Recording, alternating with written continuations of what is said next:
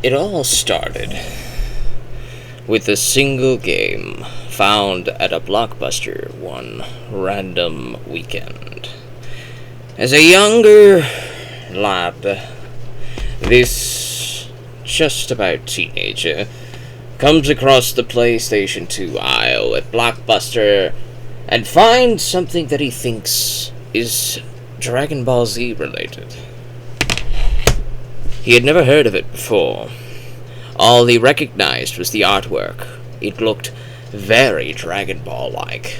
And as one of the biggest fans of Dragon Ball since he could hardly remember since the very first memories he made of a rainy day, and unable to go outside, he turned on the television, the cable, and went to Cartoon Network and found Dragon Ball Z playing on the cable television.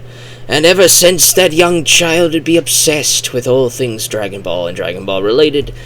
And so, this fellow, this young lad who wasn't really the biggest of gamers, he did have the Dragon Ball games, and that was about it. He had the Tony Hawk games and platformers for PS1, a couple games for the Nintendo Entertainment System and the Game Boy, but overall, he had never played a JRPG before, unless you count Pokemon Red version, maybe. But outside of that, there was no knowledge. No knowledge of Dragon Quest. No knowledge of any of that. Until that one day at Blockbuster, when he came across Dragon Quest VIII. This is my favorite game of all time, but we're not exactly going to be talking about this game in particular, but we're going to talk about how this was the domino that broke down a floodgate of an obsession with a certain IP. That IP being Final Fantasy. You see, I was really late in playing the Final Fantasy games. I did not start with the PS1 era games, though. I was around when they first came out. I just didn't play them. I was not interested in them. I was only playing platformers and Tony Hawk Pro Skater when I was on the PS1 era days. So I wouldn't be interested into the Final Fantasy franchise until the Final Fantasy 12 demo with this game here. And I still have it. The demo is in pristine condition. The manual, pristine condition. The discs, well, this one's a little banged up since, it's my favorite PlayStation game of all time. Probably my favorite game, period, of all time. I have played and replayed it many times. So very many times. But it was this that sparked my interest. I was like, what is this, and why do we have... Wow, this seems very fantastically interesting. When I turned it on and checked out the demo, and I was like, I want to see what other Final Fantasy things there are that exist. And so I went to GameStop, and I found Final Fantasy X. Final Fantasy X ended up being the very first Final Fantasy game I ever played. And as a result, it has a very, very special place in my heart. It's probably my second or third favorite of the entire franchise, and surprisingly, Final Fantasy VII is not in rank 2 or 1. It is probably in rank 4 or 5, even. My top 5 ranking Final Fantasy games we might go into in a bit, but we are going to talk about that floodgate. It all started here. Well, technically it started here, but the actual full game started here. I played it to completion, and by I mean completion. Max stats all across the board. Broke the HP limit, broke the MP limit, got the magic and the HP to max even after being broken. The max HP is 99,999, and I got everybody to that. The max MP is 9,999, and I got everybody to that. Got all the celestial weapons, got the sigils, and got the crests. Completed all those, broke the damage limit for everybody, completed everything that there was to complete in the base version of Final Fantasy X. And it was fantastic. But it wasn't the gameplay that necessarily captured me, though that was very fun. It was the story. The story of an adventure. Not necessarily unlike this one, which this adventure is probably my ideal version of the adventure, but this adventure was also very fun. It's this idea of a story, the storytelling that inspired me in many ways, but it's just that imagination that these games evoke in the player. When they play these things, they get lost in these worlds and these characters. Tidus here was fantastic. A lot of people find him whiny. I kind of understand his personality. I kind of understand where he came from. This guy was an entitled youth who lived without his father, raised by his father's best friend, who technically becomes his father, because I think Oren technically has it's my personal opinion, but my theory, my conspiracy theory, that Oren has had an affair with Tidus' mom. I definitely think that he did. It's like Jet said, "Hey man, you better take care of my woman." How do you do? but it's my conspiracy theory, that Oren definitely was in an affair with Tidus' mom. He was basically his surrogate father when he was growing up during those 10 years. And he was very spoiled. He was a spoiled brat. So when this spoiled brat, who was a blitzer of major, well-renowned, very agile, and very good with the melees and all that, comes into this new world. He's in a fantastically new and foreign and scary world, and he's forced to fight. His father figure is nowhere to be found. This guy has to accept and modify and figure out how to survive in this new world.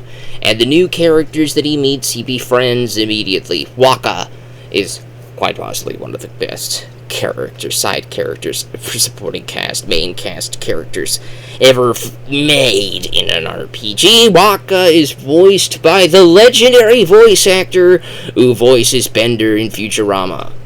So naturally, Waka was a fan favorite. Oh yes.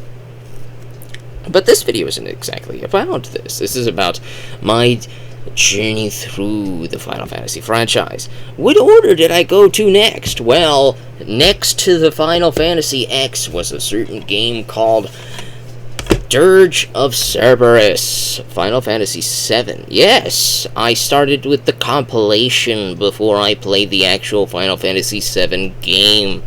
I started with Dirge of Cerberus, and was I lost? You bet your fanny I was lost, but that didn't stop me from enjoying it. Vincent quickly became one of my favorite characters before I even knew who Cloud was. So I played this. I enjoyed it. I replayed it. I replayed it again. It's a very short game, but it is a very fun one. It was vastly different from this, but I didn't care. The storytelling was still there. The very excellent storytelling, and the characters were still there in pristine condition. Dirge of Cerberus was an excellent game, but it did not quench my thirst. I still had to have more. And so, at a certain place in Florida, I was at the mall, and I went to a place called FYE, For Your Entertainment, and in this place, there was a certain anime section. I was like, wow, you don't see this stuff where I normally go. When I was going to Walmart, when I was going to Target, you just didn't see an anime section. FYE had a section wholly dedicated to it, and I was like, why don't we have this where we live, man? This is awesome! And so I found this. Final Fantasy VII Advent Children, the 2-disc special edition. Now this version is different from the other version, which I would later pick up years later, the complete edition of Final Fantasy VII. The two versions, the complete edition has extra scenes. If we look on the back, we can see that this version, the special edition, has 101 minutes of footage. And this version, the complete edition, well, the back is a lot darker, so I gotta find where all the dark text. It's 126 minutes, so it has 25 extra minutes of footage. And it does excellent work with that footage. It is the definitive version. However, there is a reason for me to keep this version.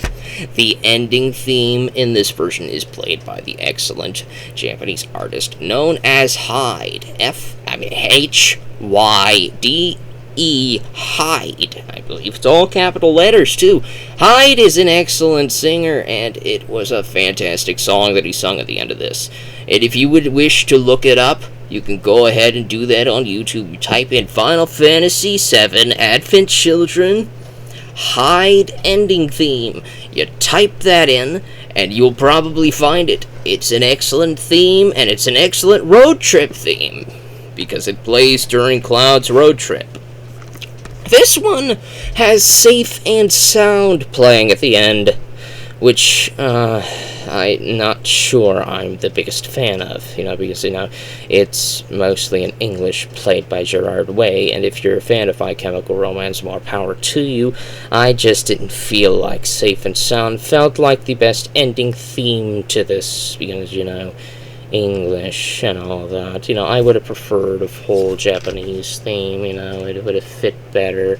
It's not the most aptly put, but it was still a better atmosphere for a theme to listen to than Safe and Sound. And that might piss a lot of fans off, but hey, I started with this version before this version. And then, maybe a year later, I found this! Final Fantasy, The Spirits Within, at a place called Movie Stop. And as you might imagine, it was sitting right next to a place called GameStop. Are they connected? Maybe. Who knows? But it's a place that does exactly what GameStop does, but with movies. And it was an excellent place for me to visit, because there were some great deals to be had there. You buy 4, you get 6 free sometimes, and that's a fantastic deal right there. This was one of the free ones. Now, a lot of people really hated Final Fantasy, The Spirits Within. People really hated this movie because it just didn't necessarily meet their expectations. Naturally, I believe this was the first one, and then they made Advent Children. Advent Children, I would admit, is the superior film. It is the superior action, CG, animation, all of it. But I would still want to say that this still has a decent story, decent voice acting, decent animation for its time. I believe, this was 2001, so they probably made it during 1999 to 2000 in Japan, and before eventually releasing in 2001 in America. So it's like, this is ancient technology being made, but then this was also ancient technology. Let's take a look at how long ago they made this. 2006, so probably about 2004 to 2005. Alright, whatever. So this is still using old technology, and it still looks great. I would argue that it looks great. Toy Story looks better, though, and that was even older, though, so hey! It tried its best. But it still didn't fix my Final Fantasy thirst.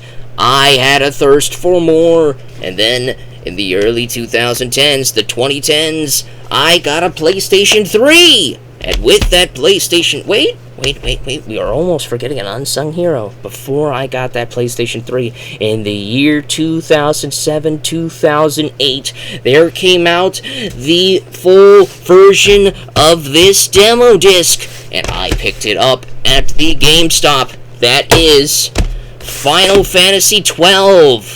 Now this one is actually the one in second place. Final Fantasy XII in second place, mostly for both the gameplay and story.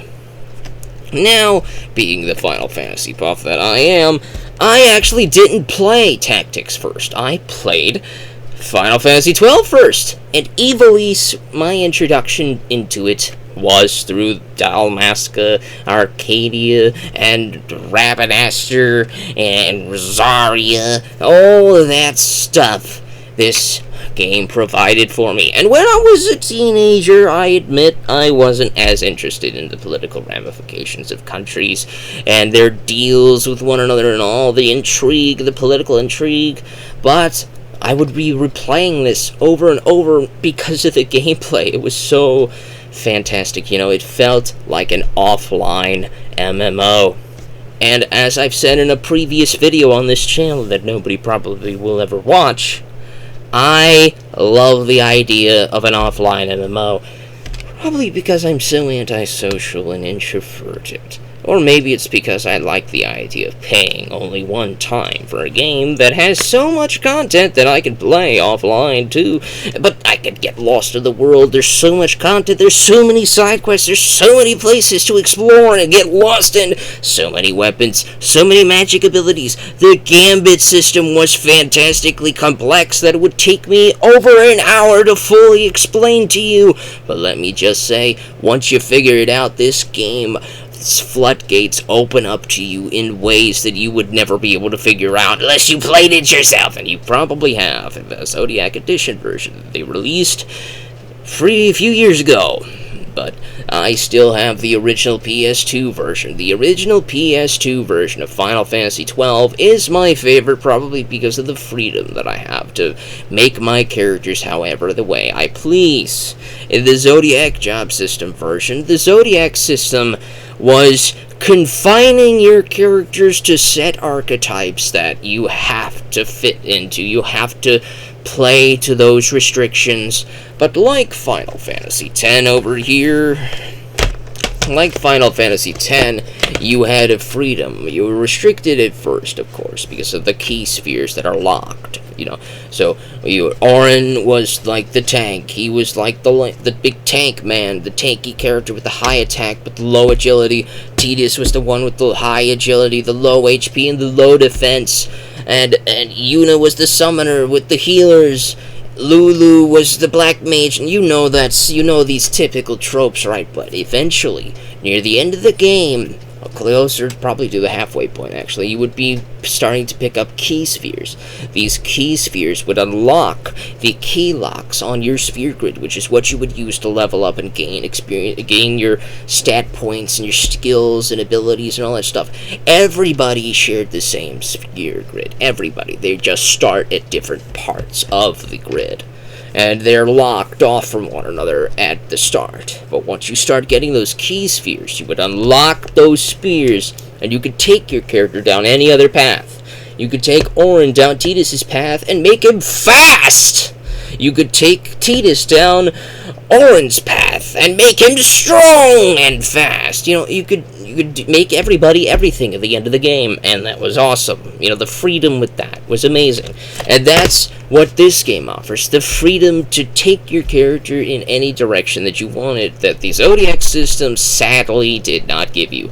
But there is one thing that the Zodiac system updated remastered version does give you, and that is remastered Von Abs. The remastered Von Abs look so excellent that you almost want to play that version for how good the characters look. But either way, Final Fantasy XI as a story remains one of the greatest stories ever told in gaming, in my opinion, and that is why I would rank it as number 2 in my favorites of all of the ones that I played thus far. Now we can finally get into the PlayStation 3 era with Final Fantasy XIII, the only mainline title for the PS3 era. It released, I believe, in 2008 to 2009. Am I correct in this? Yes, I am! In 2008 to 2009, Final Fantasy XIII would release, and it was lukewarm, though it ended up having that perfect era in which it was released to have a new generation of players play it. You know how the first generation played Final Fantasy I in like 1989. And then the next generation played Final Fantasy VII in the mid-90s. And then the next generation would play Final Fantasy X in the early 2000s. And then the next generation would play Final Fantasy XIII in the 2010s, right? These generational gaps are important because those generational gap games, those introductory titles that players would go into, would end up having their own audiences that prefer that title. And while this was a very divisive game, a lot of newcomers into the series who started with Final Fantasy XIII would end up loving it. I have my own little retrospective series about Final Fantasy XIII on this channel, so I'm not going to spend too much time with them. But I have all 3 of them, and they are excellent. They all have their faults, they all have their pros. Check my previous videos for more information about them. But Even still, after having played up to Lightning Returns, my thirst was not quenched. It wasn't quenched when I picked up the remastered version of Final Fantasy X. It wasn't quenched, and so we picked up a PSP. But first, actually, before the PSP, I started to look up on Amazon. Amazon was a thing now. I started to look up on there that there were plenty of PS1 installments of all of the mainline Final Fantasy games that released on the Nintendo Entertainment System and the Super Nintendo Entertainment System, both of which I no longer had. But I did have a PS3 that could play PS1 games, so we ended up getting Final Fantasy Origins, which came with Final Fantasy 1 and Final Fantasy 2. The problem with this version, however, is that when played on the PS3, at least with my PS3 version, while Fantasy 1 played to completion with no problems whatsoever, I enjoyed it immensely. Final Fantasy 2, sadly, had plenty of problems. At a certain point, probably the midway point in the game, you encountered a glitch when playing this on the PS3. This glitch was fatal. You would never be able to pass through it. There was no way to get around it, so you would never be able to finish Final Fantasy II on the PS3. So you would have to either pull out your old PS1 that you had tucked away, find a memory card for it, and then play it on your PS1. It would work fine there. Or you would have to find another outlet to play it. Now, this other outlet I played it on, we'll talk about later, but we're still in the PS1 era, so for now, Final Fantasy II story is on hold. But this wasn't the start. We didn't stop there. We ended up also getting Final Fantasy Chronicles, which came with Final Fantasy IV, and the most excellent Chrono Trigger. Chrono Trigger being one of the greatest JRPGs of all time. Animated, art-wise, drawn, all of the characters, all of the art styles and the enemies and all of that stuff was made by the legendary Akira Toriyama, the creator of Dragon Ball, the artist of the Dragon Quest series. So naturally, Chrono Trigger was one of my favorite games because of that. But Final Fantasy IV was amazing as well. The only problem I would say with this version, the PS1 version of these greatest hits, is that the load times were terrible. The load times on Final Fantasy IV was okay, it was fine, but the load times with Chrono Trigger were almost abysmally long. They are excellent on the DS Remastered Edition, and they are excellent on the Super Nintendo Entertainment System. And so you would want to play those versions. Any of the other versions other than this one. This one's the worst version, but at least it was playable. You could play it to completion, which is exactly what I did. I experienced the story, I experienced the side quests, I experienced everything the game had to offer, and I played it 3 times afterwards. It was an excellent game. I loved it. And we would talk more about Final Fantasy IV in the future. Our next stop on our PS1 trip is the Final Fantasy Anthology series. This game came with 2 classics, Final Fantasy V and Final Fantasy VI, both excellent titles. Final Fantasy VI released for the Super Nintendo Entertainment System under the guise of Final Fantasy II for us Westerners, when in the East, the land of Japan, this was known as Final Fantasy VI. And for the first time ever, we received Final Fantasy V, which would eventually get another re-release on the Game Boy Advance, which is the superior version, so I would suggest you play that one version over this one. But both versions on here have abysmal loading times. Both versions on here have abysmal loading times, and there's a lot of grinding involved in these games. Both games.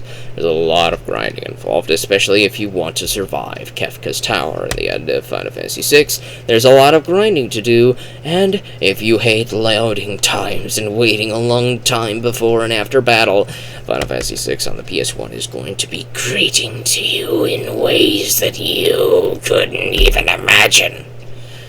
To the point where you almost gave up trying to finish both of these, because the grinding was just too much.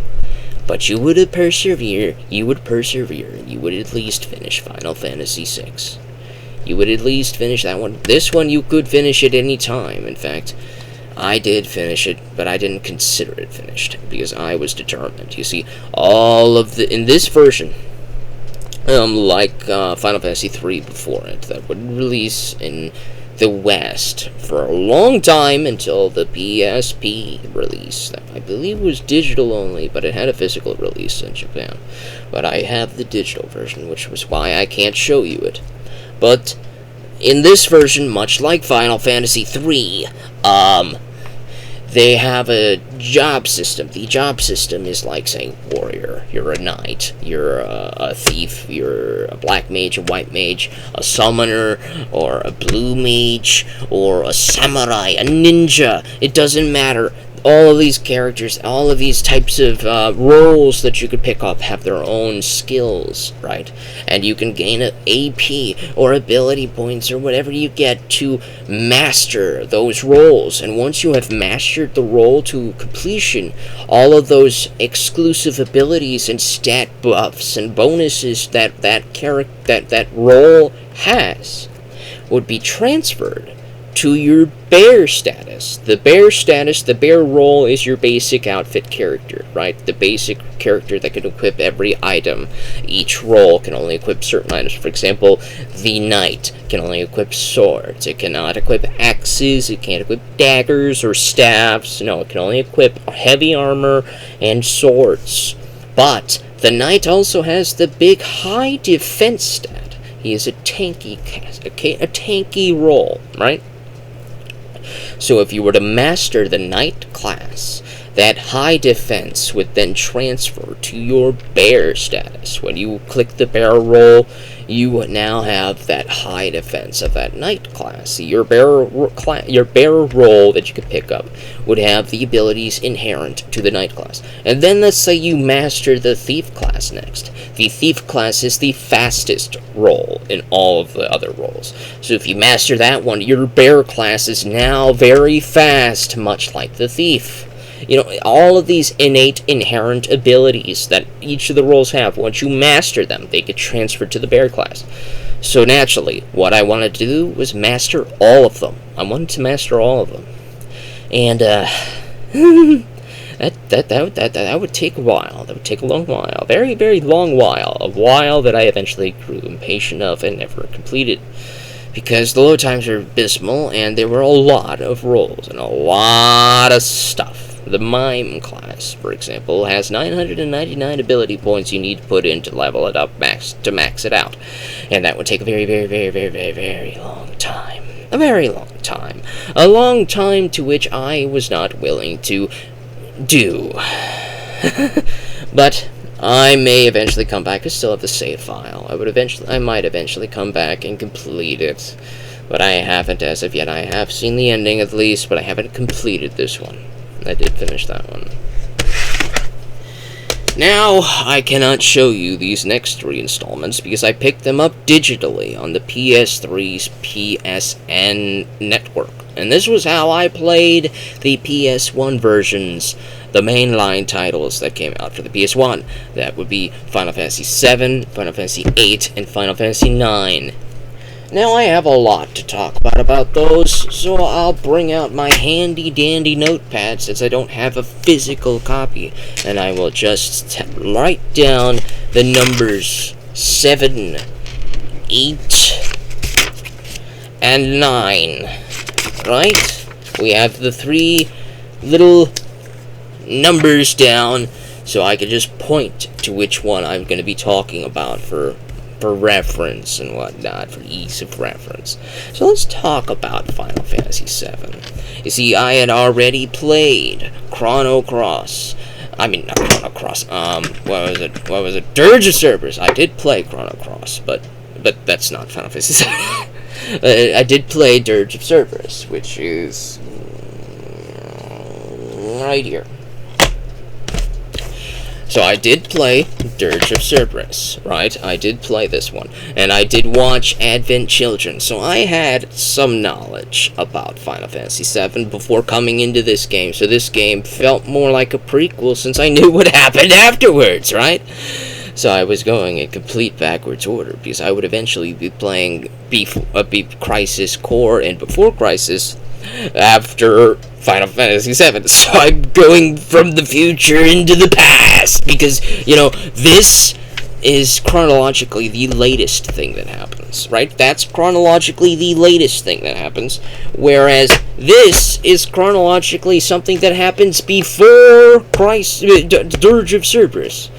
And then this happens before Advent Children. And then, fine, I'll just go ahead and show you, since I already have it and I eventually plan to talk about it. This comes out before, not comes out, but takes place before this version, But there's a lot here to unpack. There's a lot to unpack in this game. And there's a lot of stuff on this stack. This is gonna be a long video. I'm more than halfway done, so let's go. Final Fantasy VII would eventually come on to play one of my favorites, but it would not be my favorite. I didn't enjoy it as much as I enjoyed Final Fantasy X. I didn't enjoy it as much as I enjoyed Final Fantasy XII. 10 and 12 I would probably consider to be superior to Final Fantasy VII. However, this is very, very true that I played those two before playing 7. I played Final Fantasy X first. So, let's say, had I played Final Fantasy VII first, would my opinion be different? It very well might be. But since I played so many other installments before 7, I just have better memories of those other games. My memories playing Final Fantasy X first, before 7, was just... It was an experience unlike any other, and I don't think any of the future installments, save for this one, ever mirrored the experience that I had playing Final Fantasy X. But that is to say, the music of Final Fantasy VII was the best I've heard yet. It was the best yet. It's better than Final Fantasy X. It's better than everything that I've shown before in regards to soundtrack. Though, Advent Children has the same soundtrack, and Dirge of Cerberus has most of the same soundtrack. But Dirge of Cerberus was conducted by Masashi Hamauzu. Masashi Hamauzu would go on to conduct the Final Fantasy XIII trilogy of music. But Final Fantasy 1 through most of 10 was composed by Nobuo Uematsu. So that's why when you compare the Final Fantasy 7 musics, you go up from 1 to 10. Which one's the best? Well, Nobuo Uematsu was at his peak, at his A game in 2 games in particular, though I would say just the PS1 era in general was his strongest point. But I would say his best music comes from here, then into here, then into here. That's that's where I would say then comes Final Fantasy X. But my experiences with Final Fantasy X elevated above these two. Not this one. This one's actually, we'll get to that one. Final Fantasy X story, its characters, its villain. The villain, while the villain looks cool, he's the best looking villain. He's got nothing on Kefka. He's got nothing on Golbez. Who else do I think he's better than? No, he might be a little bit better than Seymour. I would give him points over Seymour. Who else would he be superior to? Garland? We don't hear much about Garland in the first Final Fantasy VII game. I'll give him points over Garland. The Emperor, we don't really have too much time with the Emperor in Final Fantasy II. I'll give him points over the Emperor. But Golbez is vastly superior. Exdeath, he's campy and fun, but alright, I'll give Sephiroth points over Exdeath. But Kefka is, he destroys Sephiroth. Kefka is one of the best villains. Sephiroth has nothing on Kefka. Sephiroth looks better than Kefka. Sephiroth is the best looking villain, but in terms of motivation, in terms of personality, his personality doesn't really exist. We know his motivations, at least, but his personality is just, at least to me, it doesn't really exist. We get the most of his personality in Crisis Core. And in Crisis Core, I would say Sephiroth is at his absolute strongest, and I love him the best in this version, but that was before he friggin' lost his mind! I don't even think it's the same Sephiroth that comes back in this version. I really don't think it's Sephiroth at all. I think it's just a body double of Sephiroth controlled by Jenova. You know, I think it's Jenova that took over Sephiroth's mind. It's not the other way around. In my personal conspiracy opinion, much like how my conspiracy of how Auron was in an affair with Tidus's mom, I do think that Jenova took over Sephiroth's mind. I think she completely took him over. He is nothing like the version we meet before he goes to Nibelheim. He is nothing like that version of Sephiroth. And in Before Crisis, that version of Sephiroth that we see before he goes to Nibelheim, because the Nibelheim incident is both in Crisis Core and Before Crisis. But the version of Sephiroth in this one is very meh to me. I care not for this version of Sephiroth. This version of Sephiroth is just there to exposit and wave his arms around mysteriously and confuse the player, and everything gets all hazy and weird.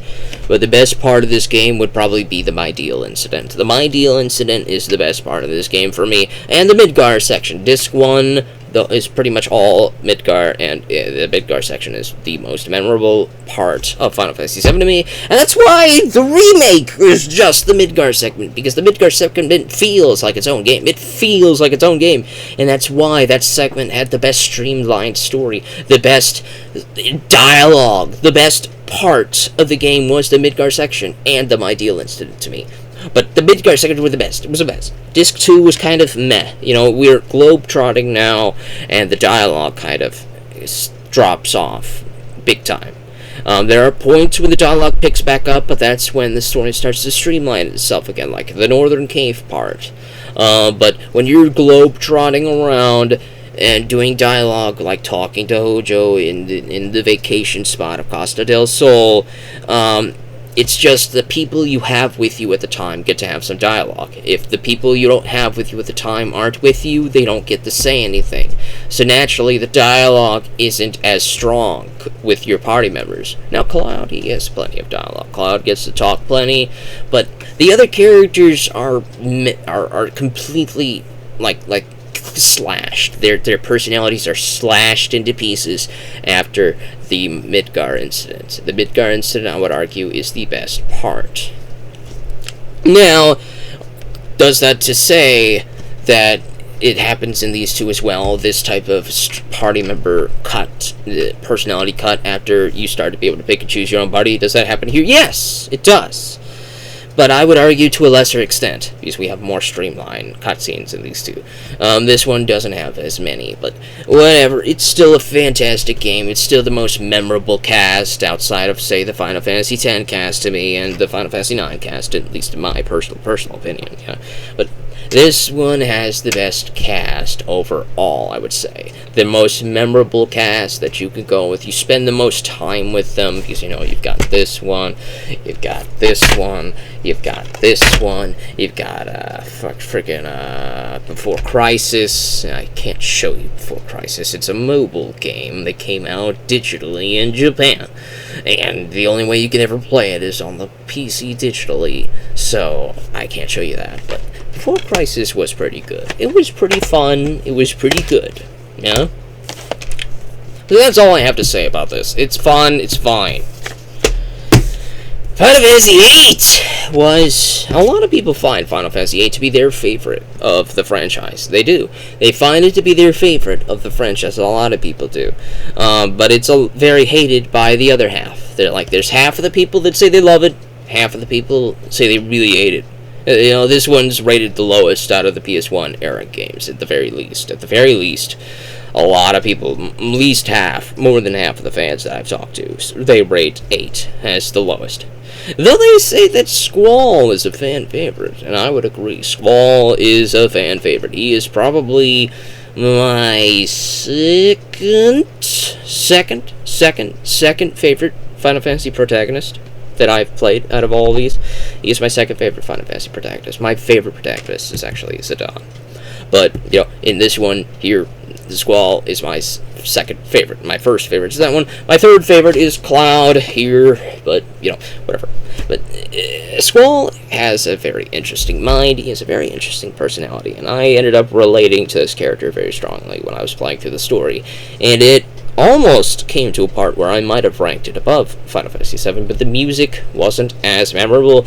The world wasn't as memorable. The story wasn't as memorable. Everything about it just wasn't as memorable. It's not that this is a bad game, it's just it didn't stand out to me. And there was a lot of gameplay mechanics in this, particularly the junction system and the the Guardian Force system that I just really didn't care for. So, overall, I would say that this one is inferior to Final Fantasy VII in almost every way except for Squall. Squall beats Cloud in a lot of ways to me. I just really like his design. But I don't have too much to say about it. I played it maybe twice. I beat it maybe twice. But, I beat Final Fantasy VII at least 6 times. Okay, I've beaten Final Fantasy VII about 6 times. I know more about this game like the back of my hand than I do Final Fantasy VIII. Yeah, I played it twice, but Squall is my favorite character in this game, but it's just overall inferior to Final Fantasy VII, in my opinion. Then we get to Final Fantasy IX, the greatest game of all of them, of Final Fantasy X, of Final Fantasy VII, of 6, of 4, all of them. Final Fantasy IX would go on to be that game that I played so many times. I've played and rebeat this thing at least 10 times, man. This was the game that got me back into Final Fantasy VII. Into Final Fantasy. Not Final Fantasy VII. But this would be the game that got me back into Final Fantasy. Because I was kind of getting Final Fantasied out. Like, Final Fantasied out after playing 8. I was kind of, sick of it. I had just, grinded through 1 through 6. And then played 7 and 8 almost right afterwards. And I was like, I'm kind of really sick of this. So I took a break for a couple of years playing Final Fantasy VII. I didn't play Final Fantasy VII for a while. I would play games like Uncharted. I would play Dead Space, Bioshock. But then I would eventually find this again on the PSN store. Around $6.99 or was it $9.99? One of the two. It was really cheap. So I pick it up and I play it. And immediately it just brings me back in. It just brings me back in. You see, playing 7 through 9, and also playing 10. I replayed 10 recently, prior to 9. Playing 10 and 7 through 9, all this futuristic crap that was really good. It's really nice. It's really fine, but there's just something about the medieval aspect, the magic that the previous games lost. Final Fantasy X was kind of like playing that duality between the futuristic stuff and the magical stuff. It was like playing it. Xanarkand was like the technology empire, and Bevelle was like the religious spiritual empire, and there was a merging of ideals. But it's prior to 10, there was 7, 8, and 6 that were all very future techy. There's not too much magic in it. 7 had the magic with the Cetra. The Cetra, Aerith. They were magic, but in 8 they lost even the Cetra. They lost any form of magic, and it was kind of very meh. And then it's just. But 9, man. 9 brought it back. It brought it back in ways that I never thought it could. This was like a return to form. It was like a return to Final Fantasy IV. Final Fantasy IV was fantastic. I have a whole story on how I completed Final Fantasy IV right here. But like I told you, I would eventually go back to Final Fantasy IV. Here it is. This is the complete edition. The epitome of Final Fantasy IV is this version right here. I'll take a break from 9 for a second just to talk about this one so I can get it out of the way. But Final Fantasy IV here is the game to play Final Fantasy IV on. The PSP remake of Final Fantasy IV with not the PSP, the DS remake of Final Fantasy IV with like the voice dialogue and all that crap. If you really want to play that version, that's fine, but this one is the definitive version, because it doesn't just come with Final Fantasy IV, okay? It comes with basically 3 games in one. It comes with Final Fantasy IV, Final Fantasy IV The After Years, which is the sequel, and it comes with Final Fantasy IV The Interlude. Oh, where is it? I believe this one right here, The Interlude. Now, The Interlude is about a 5 to 10 hour game that's set in between the events of Final Fantasy IV and The After Years right here. You know, there's an in-between game that's set there that's about 5 to 10 hours that sets up the story for that. And you can only find The Interlude on this version, on this edition right here of the complete edition. So that's why this is worthy of being part of your collection, because this contains elements never found anywhere else. This is a fantastic game that I played after I played Final Fantasy IX. Do I like it as much as 9? No. But Final Fantasy IV is probably rank 5 for me. Is it 5? Probably 5. Probably 5. Maybe 4. 5 or 4, it's in battle with Final Fantasy VII on which spot it takes. But it's very fun. It is the epitome version of Final Fantasy VII that you should ever want to play, okay? It's the reason I got a PSP, of course.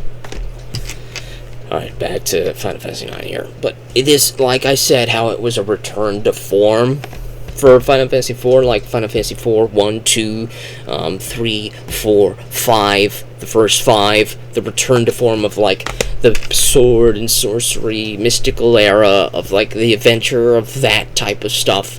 They bring that back here, but they keep some steampunk. You know how the first 5 Final Fantasy games had the airship and the steampunk airships and stuff, especially with Final Fantasy V and the ancient ruins that are all steampunky. They bring that back here, but they keep that form, that return to form, that heart that seemed to have been starting to lose itself with the redefinition, the redefining era of itself that started with 6. And while 6 through 10 are excellent games, 6 through 8 and then 10 are excellent games, 9 is the one that's probably the last one. Maybe 16 might bring it back. I don't know too much about that one yet, but 9 is the latest one that had that era, that trapped bottle era that you would want to return to if you enjoyed Final Fantasy IV or 5. You know, it had that era, and the cast, to me at least, was the most memorable. Steiner, fantastic character. Vivi, heart and soul of this franchise character. Garnet is very heart and soul. Who else? Let's see. Freya, a very emotional character, one of the greatest side character protagonists that you'll ever find in this franchise. There's so many strong characters in this franchise. Aiko, that there's so many strong ones that you can forgive the one stinker, Amaranth. You can forgive the one stinker, Amaranth. He doesn't really have too much of a personality. He has the best design, at least. I love Amaranth's design. His hair is insane, and I love it. I love the oblong shapes of the character. Steiner's long face. I love it. Everything about it. Zidane is my favorite protagonist of this entire franchise. He is so optimistic, and his motto is, you do not need a reason to help someone. You don't need a reason to help someone, and that's how he gets involved in this story. You know, he starts out as a thief, as a brigand, with a heart of gold, a Robin Hood type of character, and then he first meets Princess Garnet, who basically asks him to kidnap her.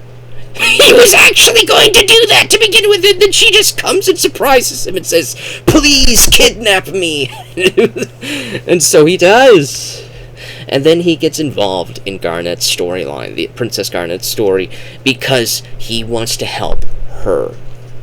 Steiner gets involved in the story because he wants to help Garnet. He's her bodyguard.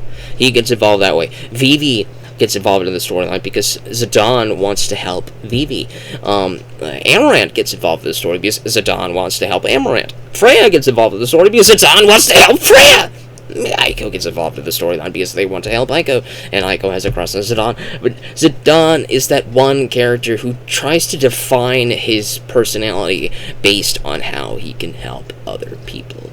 He is so, like, selfless, and yet with the same time he's very flirtatious with. He's very pretty very flirtatious, but at the same time he doesn't let that get in the way of helping people.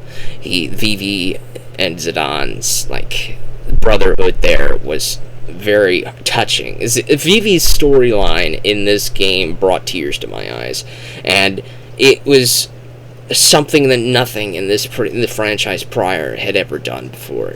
Final Fantasy 12 couldn't do it. Final Fantasy 10 almost did it, but Final Fantasy 7 didn't do it. 8 didn't do it. 6 didn't do it. It was 9 that did it. Vivi was the heart and soul of this character. Is the heart and soul of this franchise, and I don't think we've ever had a character like him ever since. And we need strong characters again, because in Final Fantasy X we had some strong characters, but I don't think they were as strong as they were in 9. In Final Fantasy 12, we didn't have characters that were as strong as they were in 9. 13, we especially didn't have characters that were as strong as they were in 9. 15, no. 16, we don't know yet, but we might. But I'm not holding my breath. Final Fantasy 9 just had that heart of storytelling. The big tree of Yggdrasil, it took some nods from Nordic stuff. The Tree of Life, bringing life to the world, the Tree of the Mist, and all that. It was a good story, but the heart of this game, the heart of this story were the characters. The villain, Kuja. Kuja is my favorite villain. Better than Kefka, better than Sephiroth, better than Golbez. Kuja had a motivation that was very complex. It was incredibly complex in ways that not a lot of people understand. Both Kuja and Zidane are brothers in a way. This is major plot spoilers, but they're basically clones. They're like they're genomes, Genomes. They call them genomes, but they're read as genomes, but genomes. The genomes are a race of clones that were made after Garland comes back, from Final Fantasy 1 Garland. It's not the same Garland, but he's named Garland. He's the main technical big bad, but he's a red herring big bag. The big bag is Kuja. Kuja's whole shtick is that he has a self-proclaimed identity. He wants to say that he is real. He wants to say that he has purpose, even though he was technically a prototype for Zidane. He was a prototype for the other genomes. But Kuja wants to say, even though he has an expiration date, he was created with an expiration date, but he wants to defy that. He wants to make his mark on the world. He wants to make himself an immortalized story. There's just way too much I can unpack about Kuja that I just cannot put into a single video. I would give Final Fantasy IX its own video just to gush on how great that game truly is. But let me just tell you that these characters in here mean so much to me. Zidane, Kuja, Vivi, Steiner, Freya. It's just fantastic. It was a heartfelt story. The heartfelt characters that you felt for heart and soul. That it was something that nothing else in this previous franchise could ever hope to do. And it hasn't done since. That's why Final Fantasy IX is my favorite Final Fantasy game of all time. And of course, there's this one I told you I got a PSP for Crisis Core. It was fantastic. Zack is better than Cloud in so many ways. Cloud is a more deeper character. Cloud is the deeper character. He has more character depth. But Zack has charisma. He's got the charisma. His good nature, his attitude is infectious. His optimism, his sheer optimism in the face of such incredible adversity is infectious. he would look at his own certain death with a smile on his face. He would look at so many things with a smile on his face that when he actually doesn't smile, you feel that moments, like with Angeal and stuff. He was Aerith's first boyfriend, and he's the one that I ship with Aerith. Zack and Aerith forever, you know. Cloud gets Tifa, dude. But he was Aerith's first boyfriend.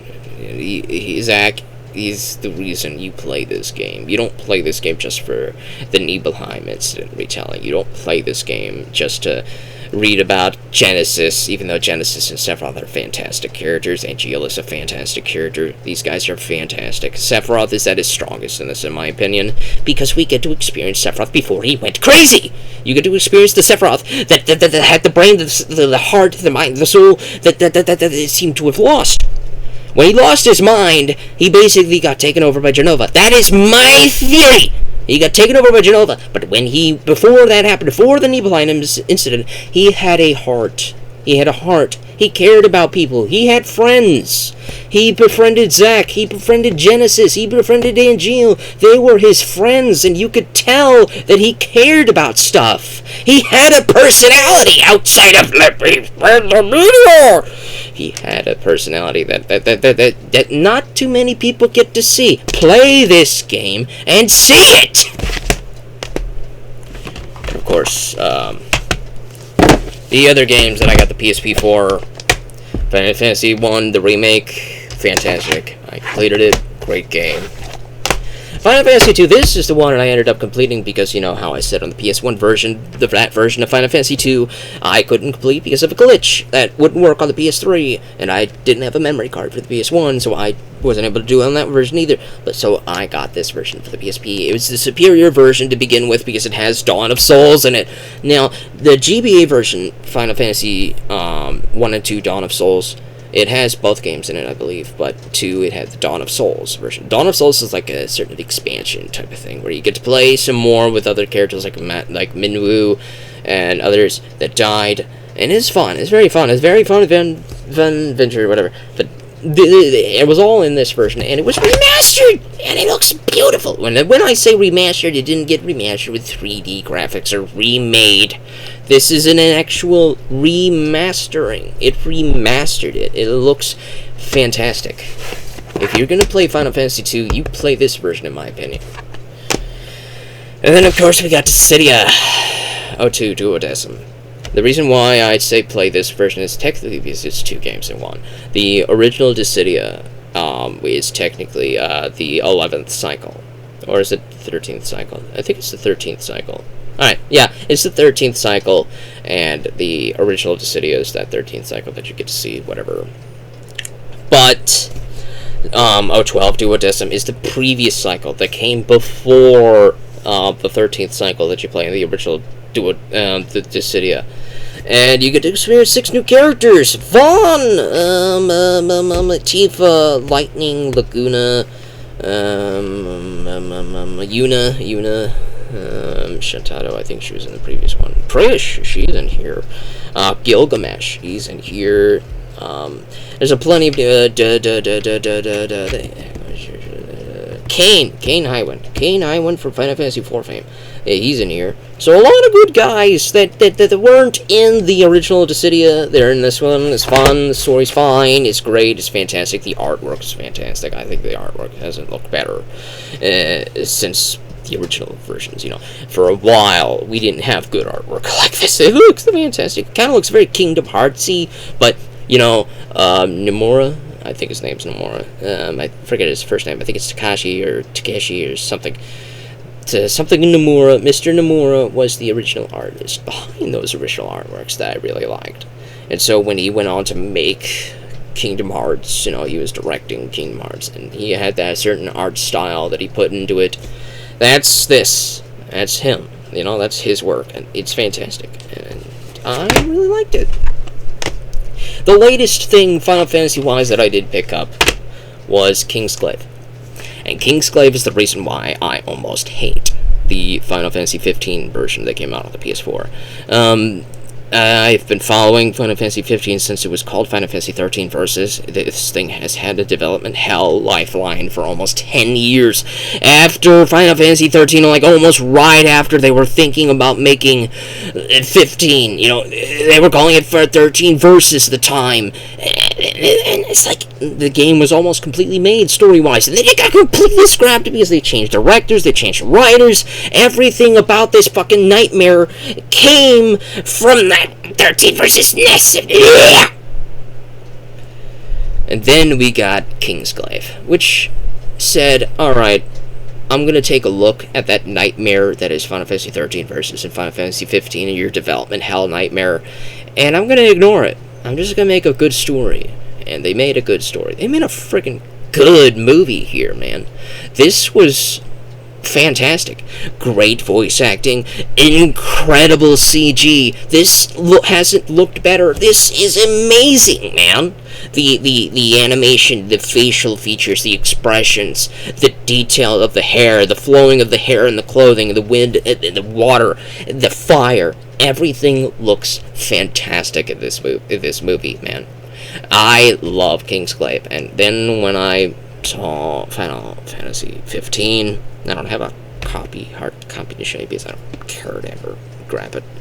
But when I saw what they did to that game, the gameplay's fine. It's fine. It's fun. If you like Kingdom Hearts, you're gonna find Final Fantasy 15 to be fun. And I like Kingdom Hearts, so I would find Final Fantasy 15 as a game to be fun.